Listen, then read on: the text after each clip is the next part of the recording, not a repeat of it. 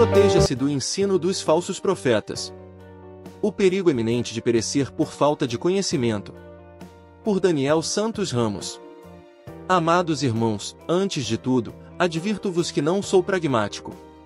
Essa conversa fiada de dizer que essa é a pior geração de todos os tempos, ou que a igreja nunca esteve em um declínio espiritual tão profundo quanto neste tempo. Nada disso. Não creio ser esse o caminho, uma vez que nos eleva vaidosamente ao nível de juiz da igreja. Seremos julgados por Cristo, Apocalipse 20, verso 12, 2 Coríntios 5, verso 10. O assunto deste artigo é como identificar a falsa pregação, muitas delas até mesmo diagnosticadas pela psicologia ou psiquiatria, como produtos de narcisistas, cujo único objetivo é nos aprisionar a lobos. A própria Escritura afirma que o povo de Deus perece por falta de conhecimento, Oséias 4, verso 6. Portanto, é tempo de revestimento da palavra de Deus como ferramenta de autoproteção contra tudo que compete contra a verdade. Paul Washer afirma: falsos profetas são o juízo de Deus para as pessoas que não querem Deus. Aquelas pessoas que os seguem, não são suas vítimas. É o juízo de Deus porque querem exatamente o que querem, e não é Deus. Mas como saber que estou diante de um lobo? Como se defender de uma falsa pregação ou de um falso pastor? Como esquivar do lobo? 1. O falso ensino da paternidade espiritual. Esse argumento é usado para infantilizar os membros, dominar facilmente os emocionalmente frágeis, e exigir obediência como de um filho.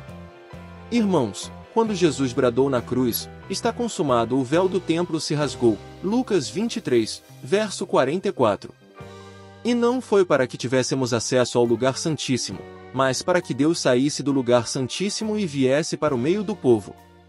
Nunca somos nós que vamos até Deus, é sempre Ele que vem até nós. A exemplo da encarnação, Jesus é missionário por excelência. Somos sujeitos uns aos outros na palavra, Salmo 138, verso 2, fora disso a escravidão. 2. Outro falso ensino é o uso excessivo e constrangedor das coletas.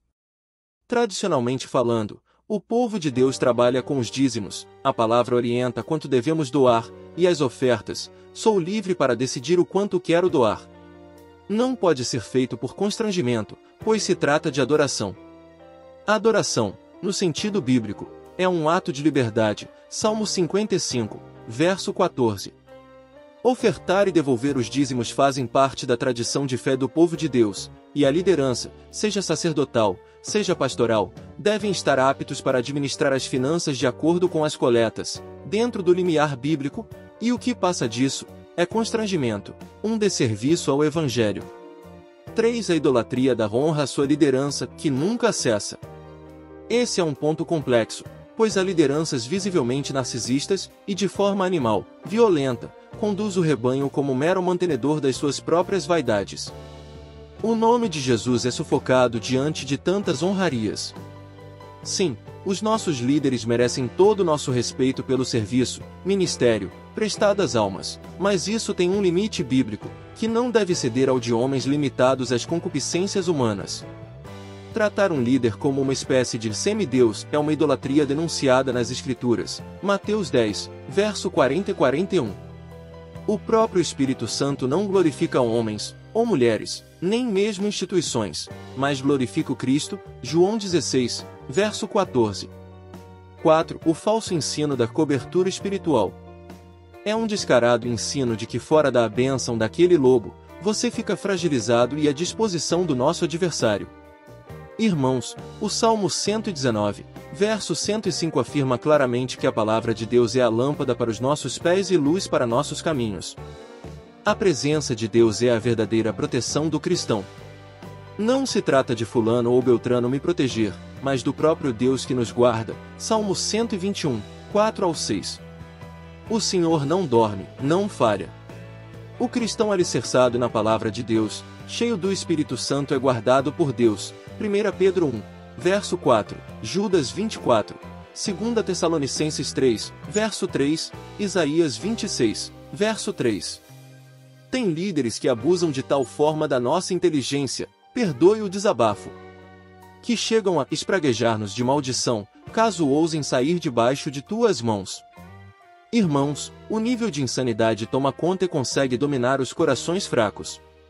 Aliás, essa é a tese do filme O Livro de Eli, onde o próprio vilão declara querer tanto a Bíblia para dominar os corações fracos. Amados, se, portanto, o Filho vos libertar, verdadeiramente sereis livres. João 8, verso 36.